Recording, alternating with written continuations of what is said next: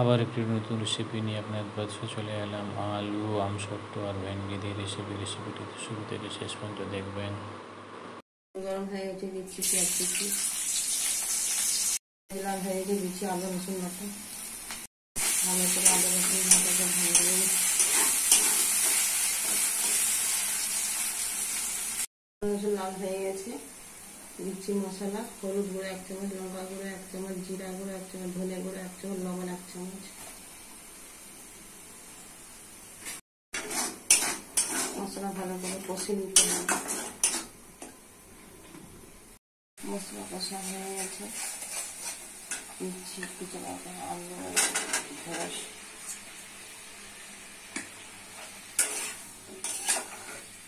কষে কষে রান্না করে নিতে হবে।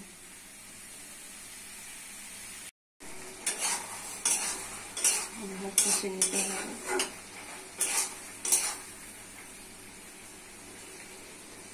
ঢাকা দিয়ে রান্না করে দিতে হবে।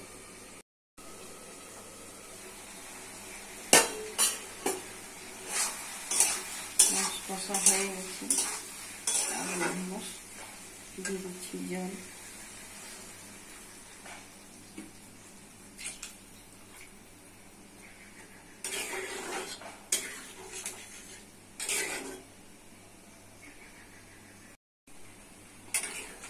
আলু সিদ্ধ হয়ে গেছে, দিয়ে দিচ্ছি মাংস।